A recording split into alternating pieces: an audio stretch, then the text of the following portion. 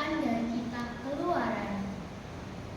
Di Gunung Sinai, Allah berfirman begini, Akulah Tuhan Allahmu, yang membawa engkau keluar dari tanah Mesir, dari tempat perbudakan. Jangan ada padamu Allah lain di hadapanku. Jangan membuat bagimu patung yang menyerupai apapun, yang ada di langit, atau yang ada di bumi, atau yang ada di dalam air di bawah bumi.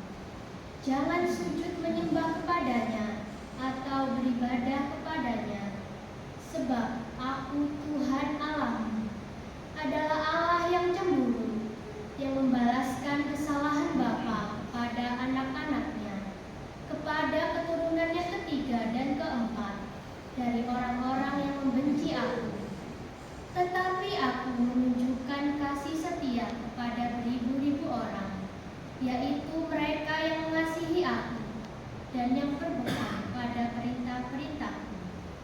Jangan menyebut nama Tuhan Allahmu dengan sembarangan, sebab Tuhan akan memandang bersalah orang yang menyebut namanya dengan sembarangan. Ingatlah dan kuduskanlah hari Sabat. 6 hari lamanya engkau bekerja dan melakukan segala pekerjaanmu. Tetapi hari ke-7 adalah Sabat Tuhan Allahmu. Maka janganlah melakukan suatu pekerjaan, engkau sendiri, atau anakmu laki-laki, atau anakmu perempuan, hambamu laki-laki dan hambamu perempuan, atau hewanmu, atau orang asing yang ada di tempat kediamanmu. Sebab 6 hari lamanya Tuhan menjadikan langit dan bumi, laut dan segala isinya, dan pada hari ke-7 Ia beristirahat. Itulah sebabnya Tuhan memberkati hari Sabat dan menguduskannya. Hormatilah ayah dan ibumu, supaya lanjut umurmu di tanah yang diberikan Tuhan Allahmu kepadamu. Jangan membunuh, jangan berzina, jangan mencuri, jangan bersaksi dusta terhadap sesamamu, jangan mengingini rumah sesamamu, jangan mengingini istrinya, atau hamba sahayanya, lembu atau keledainya, atau apapun yang dimiliki sesamamu. Demikianlah sabda Tuhan. Syukur kepada Allah.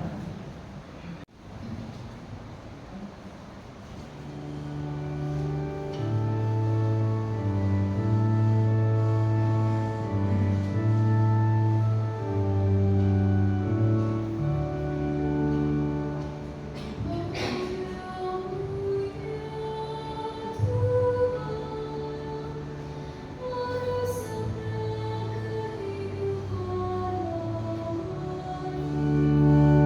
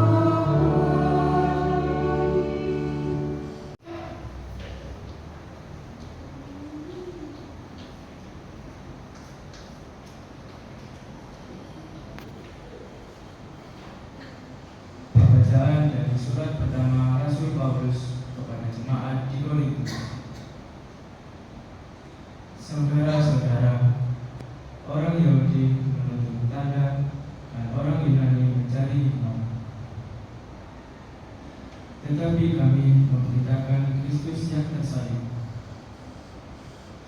suatu sanjungan bagi orang Yahudi dan kebodohan bagi orang bukan Yahudi. Tetapi bagi mereka yang dipanggil, baik Yahudi maupun bukan Yahudi, Kristus adalah kekuatan dan hikmat Allah. Sebab yang bodoh dari Allah lebih besar hikmatnya daripada manusia, dan yang lemah dari Allah lebih kuat daripada manusia. Demikianlah sabda Tuhan.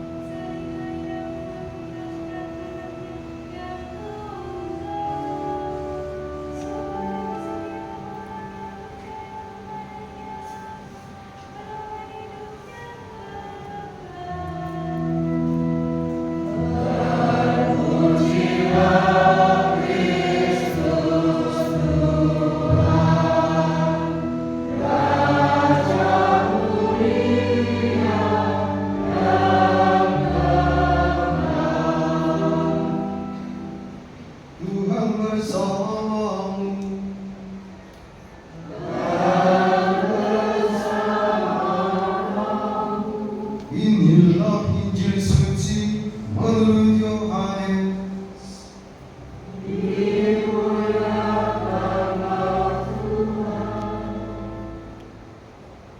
Ketika hari raya Paskah orang Yahudi sudah dekat, Yesus berangkat ke Yerusalem. Dalam bait suci didapatinya pedagang-pedagang lembu, kambing domba dan merpati, dan penukar-penukar uang duduk di situ. Maka Yesus membuat cambuk dari tali, lalu mengusir mereka semua dari bait suci, dengan semua kambing domba dan lembu mereka. Uang para penukar dihamburkannya ke tanah, dan meja-meja mereka dibalikannya. Kepada pedagang-pedagang merpati ia berkata, "Ambillah semuanya dari sini. Jangan membuat rumah Bapakku menjadi tempat berjualan." Maka teringatlah murid-murid Yesus bahwa ada tertulis, "Cinta akan rumahmu menghanguskan aku." Tetapi orang-orang Yahudi menantang Yesus, katanya, "Tanda apakah yang dapat engkau tunjukkan kepada kami bahwa engkau berhak bertindak demikian?" Jawab Yesus kepada mereka, "Rombaklah bait Allah ini, dan dalam 3 hari aku akan mendirikannya kembali." Lalu kata orang Yahudi kepadanya, 46 tahun orang mendirikan bait Allah ini, dan engkau dapat membangunnya dalam 3 hari. Tetapi yang dimaksudkan Yesus dengan bait Allah ialah tubuhnya sendiri. Sesudah Yesus bangkit dari antara orang mati, barulah teringat oleh para muridnya bahwa hal itu telah dikatakan Yesus. Maka percayalah mereka akan kitab suci dan akan perkataan yang telah diucapkan Yesus. Sementara Yesus tinggal di Yerusalem selama hari raya Paskah, banyak orang percaya dalam namanya, karena mereka telah melihat tanda-tanda yang diadakannya. Tetapi Yesus sendiri tidak mempercayakan dirinya kepada mereka, karena Yesus mengenal mereka semua. Dan tidak perlu seorang pun memberi kesaksian kepadanya tentang manusia, sebab ia tahu apa yang ada di dalam hati manusia. Demikianlah sabda Tuhan.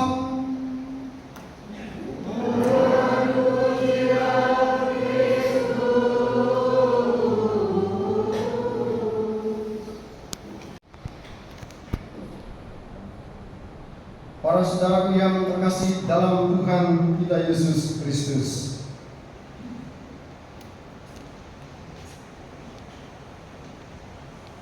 hari ini kita mendengarkan dalam bacaan pertama di mana di atas gunung Sinai itu Allah memberikan 10 perintah Allah kepada orang Israel melalui Musa.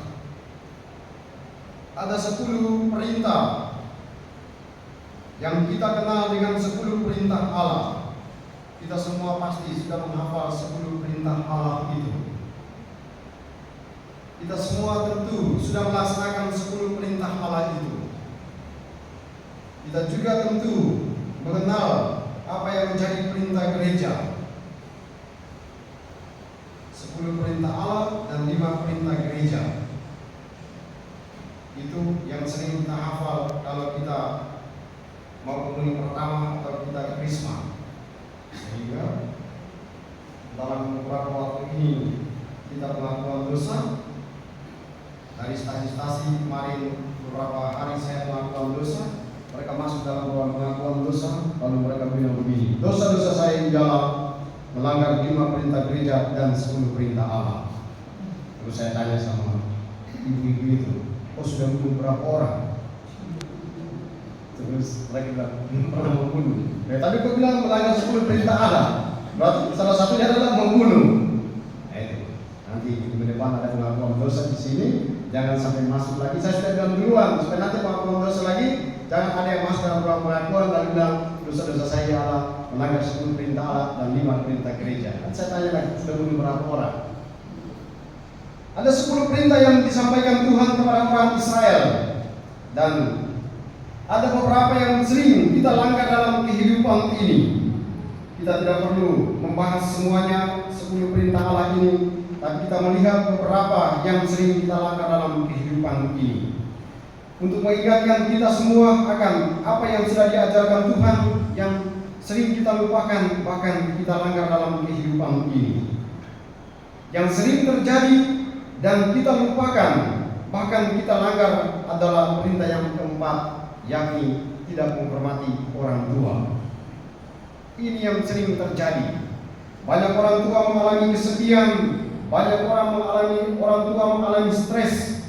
Banyak orang tua akhirnya jatuh sakit dan meninggal dunia karena kelakuan dari anak-anak dan cucu-cucunya. Banyak orang tidak menghargai lagi orang tuanya. Bicara dengan orang tua tidak sopan, maki-maki orang tua, lalu kemudian bahkan ada yang mengusir orang tua dari rumahnya. Dan inilah yang sering terjadi dalam kehidupan umat manusia. Coba kita lihat dalam pengalaman hidup umat manusia. Coba kita lihat kamar dari orang tua itu ada di mana. Sering kali kita masuk di rumah umat beriman dan kita jumpai kamar dari orang tua mereka itu ada di paling belakang sana, dekat dapur sana. Dan kamar itu jelek sekali. Sedangkan kamar di depan itu adalah anak-anak mereka dan dibuat bagus, bahkan ada televisi di situ, ada AC di situ. Sedangkan kamar bapak dan mamanya itu ada di belakang yang sudah ada karuan di situ. Kadang itu anak-anak mereka pergi makan di mall, makan yang enak-enak, kasih tinggal orang tua di rumah sana yang cuma makan tempe tahu di rumah sana. Kadang anak-anak dia bergaya dengan mobil mewah, tapi orang tuanya dibiarkan di situ saja, jalan kaki datang ke gereja atau pergi kemana begitu. Orang tuanya dibiarkan naik Gojek saja. Ya mungkin tidak ada di sini, tapi di tempat lain ada. Anaknya gaya-gaya dengan mobil, sedangkan orang tuanya dia pesankan Grab. Nanti jemput mamaku di sana. Nah, itu. Bicara dengan orang tuanya sendiri itu tidak sopan. Nah inilah yang sering kita lupakan dan hari ini kita semua akhirnya disadarkan. Perintah yang keempat tadi dikatakan apa? Hormatilah ayah dan ibumu. Dan Tuhan tidak hanya dia bilang hormatilah ayah dan ibumu, tapi ada satu kalimat lanjutan, supaya lanjut umurmu. Nah, inilah pesan penting. Hormatilah ayah dan ibumu supaya lanjut umurmu. Maka kalau umur panjang, itu harus hormati orang tuamu. Itu orang itu umur pendek karena apa? Tidak menghormati orang tua.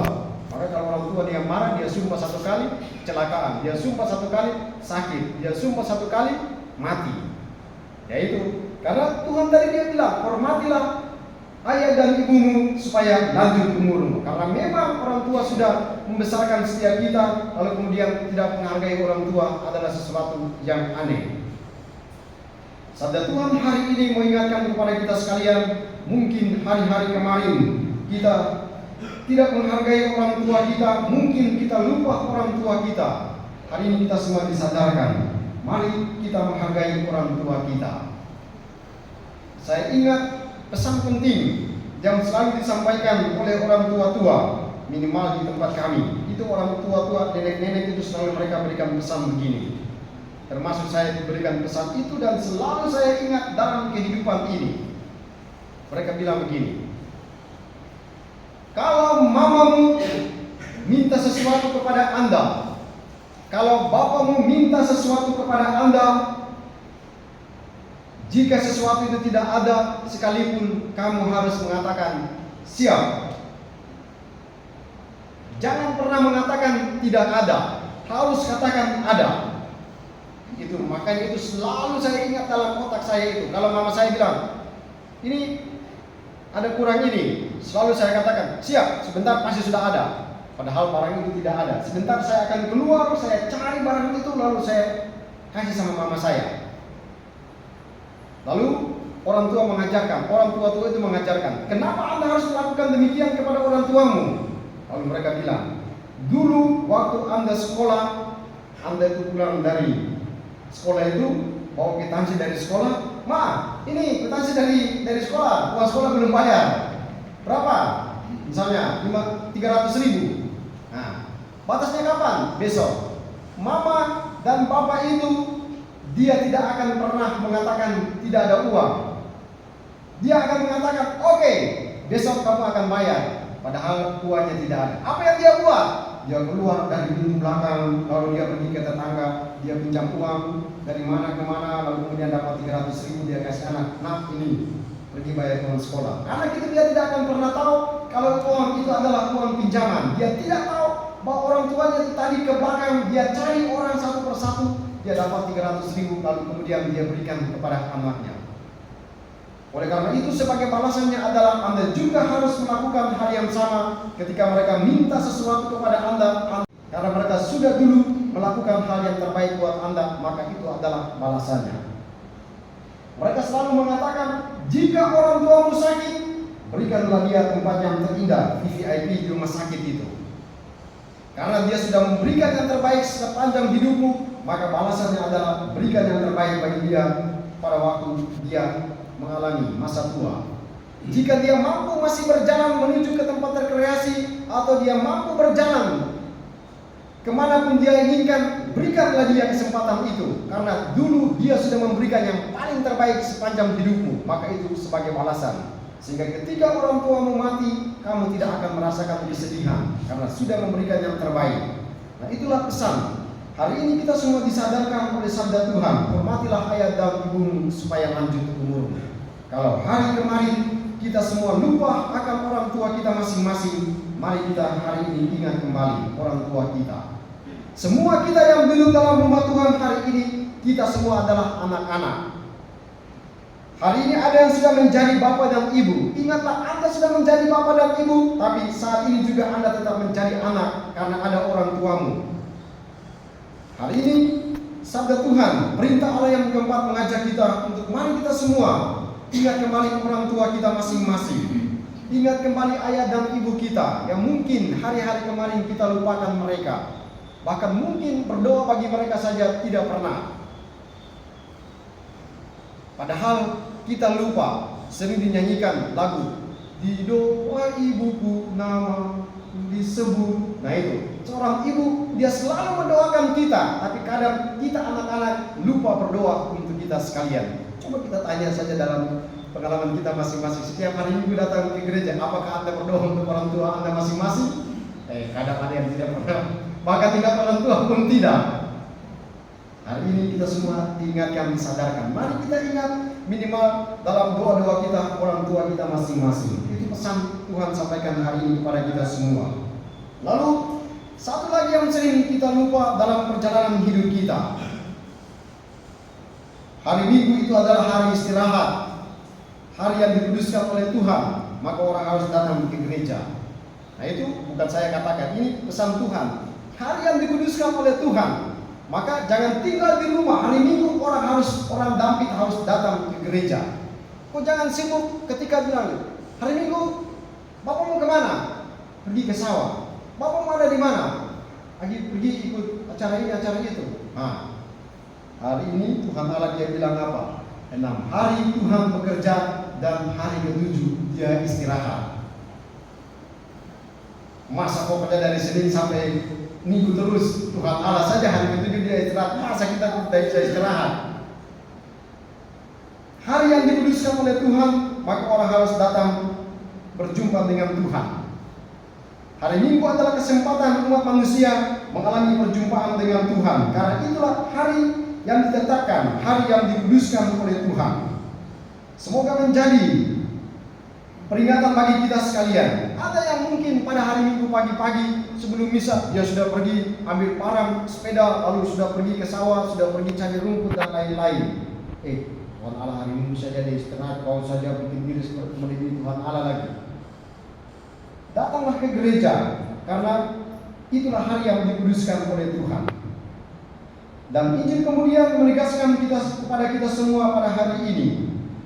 Mari kita memberikan penghargaan, mari kita menghormati rumah Tuhan. Kita semua hari ini diingatkan oleh Yesus dalam bacaan Injil. Yesus dia marah kepada orang-orang di situ karena mereka menjadikan rumah Bapa sebagai sarang penyamun. Rumah Tuhan dijadikan sebagai tempat berdagang dan Yesus dia marah. Kita membayangkan bagaimana Yesus dia lari keliling rumah bait suci itu lalu dia mengusir orang. Tadi dikatakan apa? Dia buat apa tadi itu? Ditali lalu dia kemudian. Maka Yesus membuat cambuk dari tali lalu mengusir mereka dari dalam bait suci. Bayangkan Yesus dia lari keliling bait suci itu lalu dia usir orang-orang di situ. Belum sampai di situ dikatakan apa? Uang para penukar dihamburkannya ke tanah dan meja-meja dibalikannya. Boys, Yesus sangat sekali lihat meja-meja dia balikan semua, uang-uang semua dia hamburkan. Sangat Tuhan Yesus dalam rumah ibadat itu. Hanya satu yang Yesus dia mau katakan di situ. Rumah Tuhan adalah tempat perjumpaan manusia dengan Tuhan, bukan tempat untuk berjualan. Karena Yesus ingin mengembalikan makna terdalam dari bait suci itu sebagai rumah Tuhan, perjumpaan antara manusia dengan Tuhan untuk berdoa di sana, bukan tempat untuk berjualan. Hanya satu maksud itu yang Yesus ingin sampaikan kepada orang-orang pada waktu itu. Untuk merenungkan kembali bagaimana rumah Tuhan kita. Disebut rumah Tuhan, berarti ada Tuhan rumahnya. Disebut bait suci, disebut bait Allah, berarti rumahnya Allah. Gereja ini adalah rumah Allah. Saudara-saudara, kita semua adalah tamu. Yang punya rumah ini adalah Tuhan Allah. Kita semua tamu. Makanya semua yang datang bertamu di rumah orang pasti dia tutup pintu dulu. Selamat pagi, selamat siang, permisi. Nah, baru kalau tuan rumah bilang silakan masuk, baru kita masuk. Kalau tuan rumah belum bilang silakan masuk, tidak mungkin kita akan masuk. Nah, ketika kita datang ke gereja, itu kita sudah berlutut di depan sana. Kita pandang ke depan, lalu kita berlutut, kita buat tanda salib sebagai salam. Tuhan, saya datang ke dalam rumahmu. Nah itu, ketika kita bertamu di rumah orang, pasti kita akan duduknya sopan. Pasti kita akan melakukan sesuatu yang baik di dalam rumah itu, karena kita menyadari diri sebagai tuan tamu yang datang ke situ. Mana mungkin kita pergi bertamu di rumah orang, kemudian kita sudah duduk, kita kasih naik kaki di kursi begini. Tuan-tuan, tamu ini lebih diusir saja. Mana mungkin kita pergi ke rumah teman kita lalu kita teriak-teriak, kita buat kacau ribut di situ. Ya pasti tuan rumahnya akan marah. Demikian juga ketika kita datang ke dalam rumah Tuhan, ini rumah Tuhan. Jangan teriak-teriak di situ, jangan joget-joget di situ, apalagi makan-makan di situ. Mana mungkin kita pergi ke rumah orang, kemudian kita pergi mengunjungi rumah ketua stasi, lalu kemudian sampai di sana, ketika kita pulang dari rumahnya Pak Ipung, sampah-sampah bertebaran di situ. Ya pasti dia marah-marah juga, tamu-tamu begini lain kali tidak usah diundang lagi, cuma datang meninggalkan sampah di sini. Demikian juga kalau kita datang ke rumah Tuhan sebagai katekese, jangan lagi taruh sampah-sampah di tempat itu, meja itu, tempat duduk itu. Kadang ketika kita keluar dari gereja, yang bersih gereja dia akan temukan ada bekas permen di situ, belum ada kertas-kertas di situ, belum lagi. Ini sering saya ketemu di gereja. Ketika kita bersihkan gereja, kita lihat di tempat duduk itu ada apa? Ada tisu-tisu, dan itu kita jijik sendiri karena apa? Aduh, tisu ini kok warna merah, buka begini itu. Mama itu kalau sudah keringat kasih naik tisu, taruh di sini, habis itu dia taruh di situ. Aduh, jadi kita buka begini lihat. Ini sama punya bibir sudah tidak model lagi, bibir sudah jelas lagi, dia taruh lagi di situ. Nah itu tuan rumah, orang biasa saja dia marah. Coba kita bayangkan Tuhan Allah, Tuhan punya rumah, kita kotorkan lagi, pasti Tuhan marah. Hari ini kita semua diingatkan dan disadarkan. Mari kita memberikan makna, memberikan penghormatan kepada rumah Tuhan. Karena Tuhan punya rumah, Dia tinggal di dalam, maka kita yang datang sebagai tamu juga melakukan hal yang sama. Mencari tamu yang baik dalam rumah Tuhan. Ini sebagai katekese. Tuhan dia tinggal di sini. Altar ini adalah tempat di mana persembahan itu dikorbankan di sini. Peristiwa masing-masing terjadi di sini. Perubahan dari roti dan anggur berubah menjadi tubuh dan darah Kristus di atas meja altar ini. Setelah itu dia pindahkan di sini. Tubuh Kristus ditaruh di sini. Makanya ada lampu warna merah. Nah nanti kalau hostingnya sudah tidak ada di sini, maka lampu yang sana harus dimatikan. Jadi ini pasti banyak orang tidak tahu kenapa harus ada lampu di situ. Lampu di sini tandanya adalah sekarang ini ada di dalam tabernakel ini ada tubuh Kristus. Kalau lampu dimatikan berarti di sini dari tubuh Kristus. Maka sebagai katekese selalu mungkin saudara-saudari selalu ikut di paroki. Ada rekoleksi di paroki. Nah nanti lihat di paroki ya. Sebentar di paroki itu orang akan bernyanyi, orang akan tertawa di situ. Nah mereka sudah bisa ketawa karena apa? Hostingnya sudah dipindahkan. Ketika ada hosting di dalam sini, maka orang tidak boleh joget-joget di sini, orang tidak boleh makan-makan di sini, orang tidak boleh berteriak-teriak di sini, karena tuan rumahnya lagi ada di sini.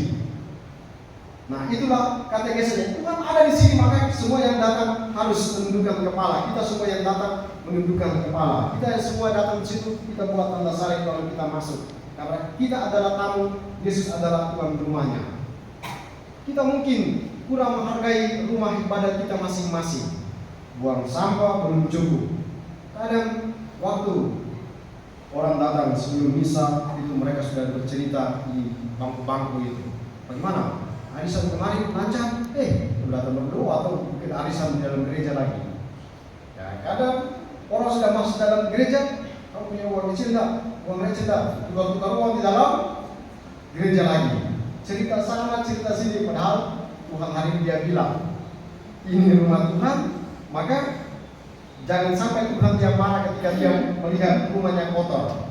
Jangan sampai dia marah ketika dia melihat rumahnya dijadikan sebagai sarang penyamun. Semoga sabda Tuhan hari ini menunjukkan kita semua supaya dari hari ke hari kita senantiasa memberi makna terhadap rumah ibadat kita, karena di situ Tuhan tinggal dan bersemayam.